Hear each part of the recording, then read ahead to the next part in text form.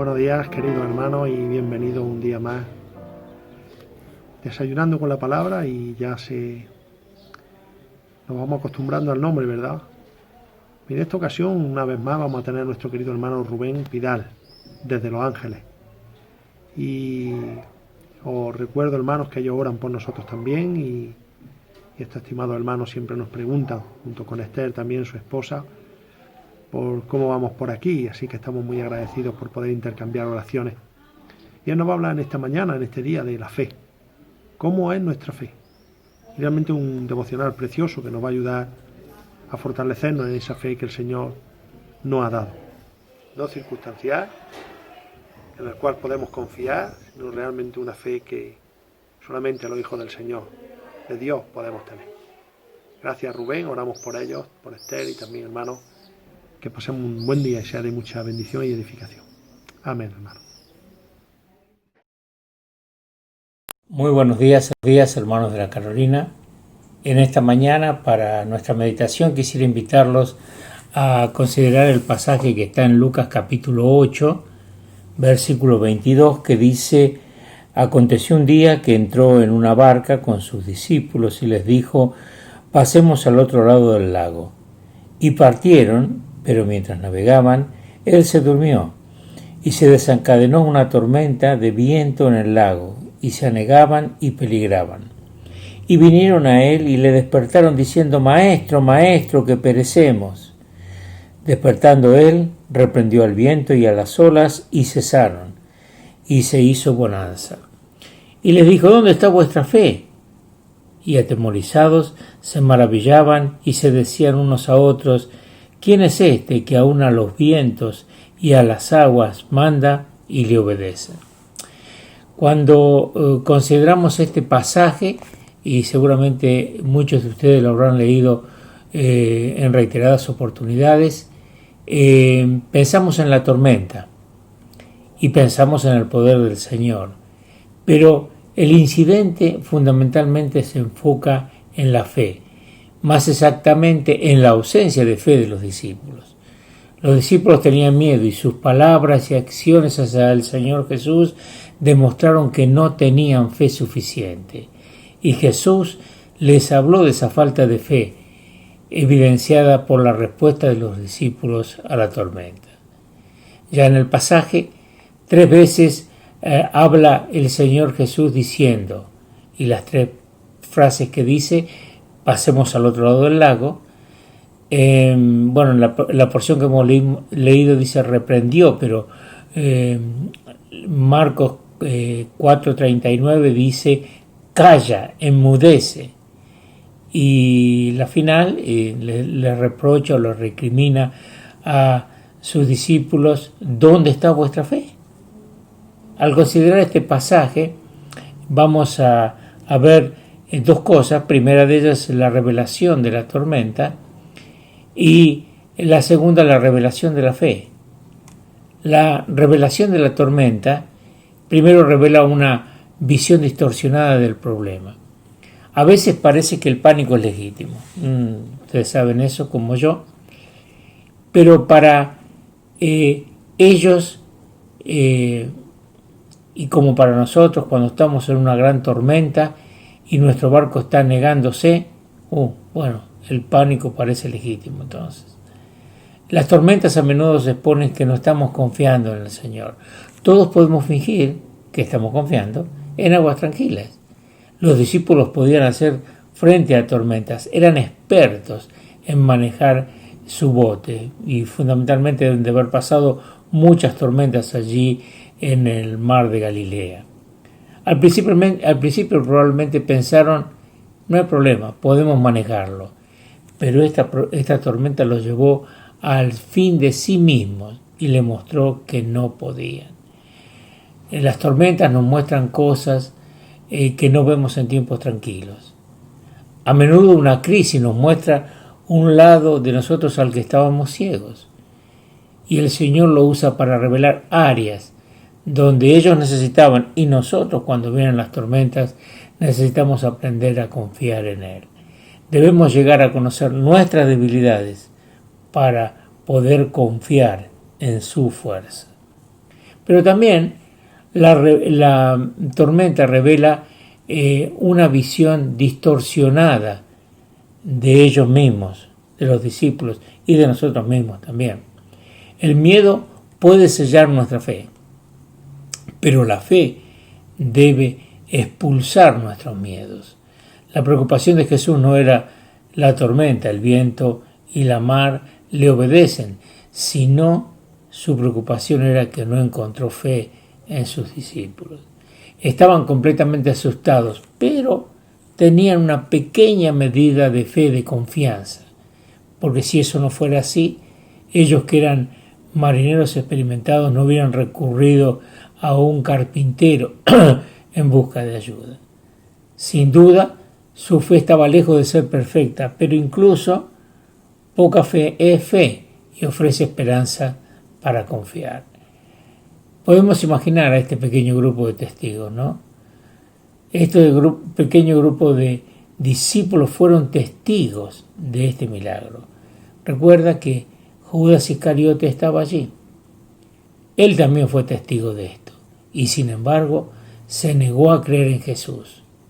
Y esto me hace pensar que los milagros no salvan a nadie. Solo la fe en Jesús salva.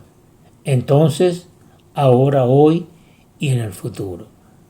Tercer punto, revela la visión distorsionada del Señor Jesús. ¿Por qué los reprendió acerca de la fe? ¿Qué habían visto ya? Sin duda habían visto mucho más de lo que está registrado en los evangelios.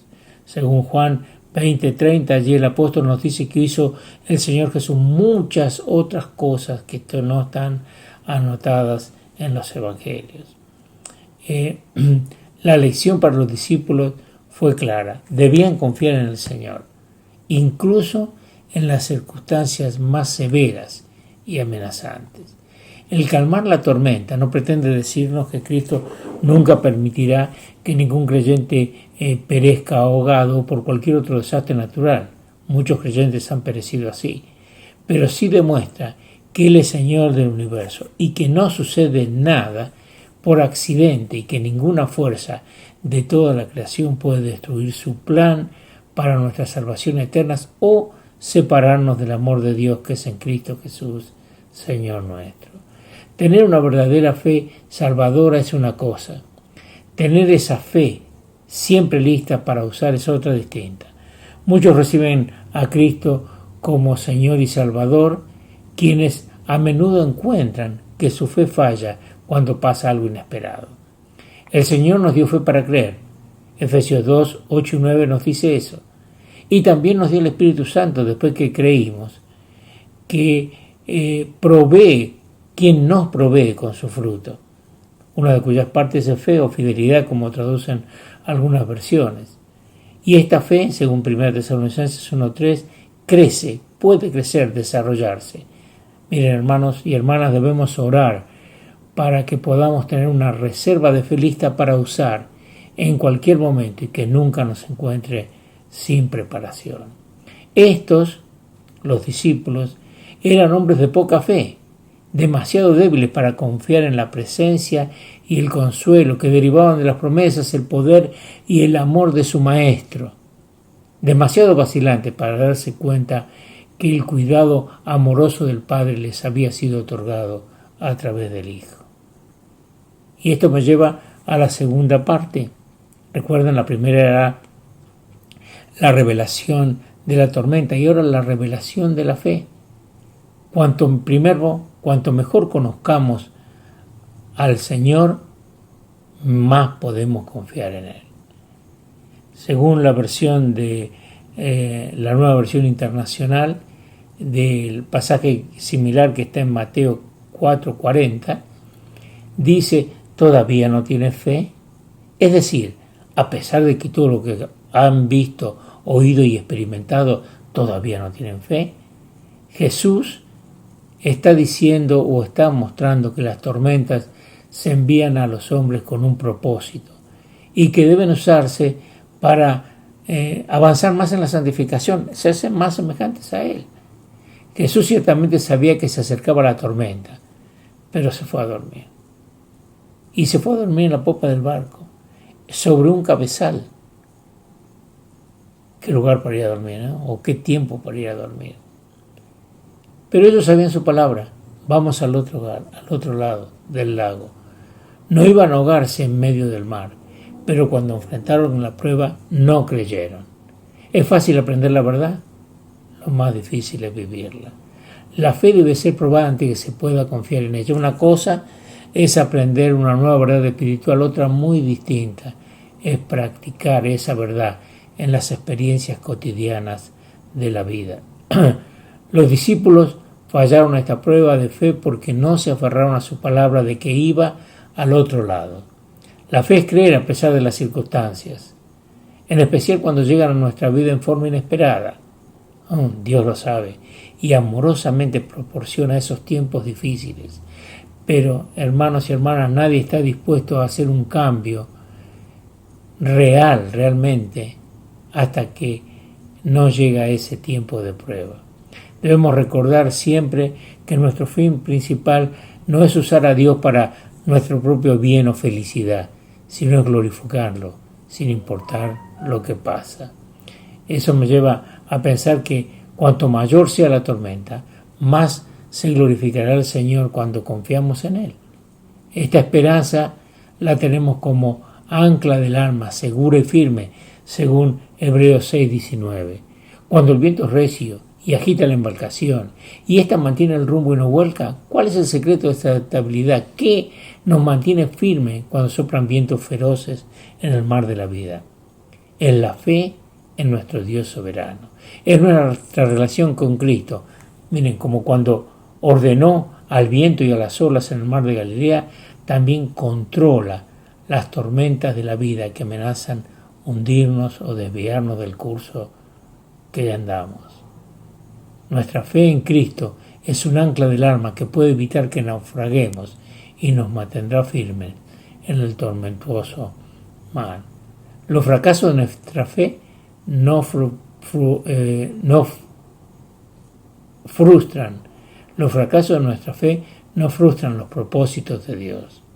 Si somos infieles, Él permanecerá fiel, porque no puede negarse a sí mismo. El apóstol Pablo le escribe a Timoteo en la segunda carta, en el 2:13.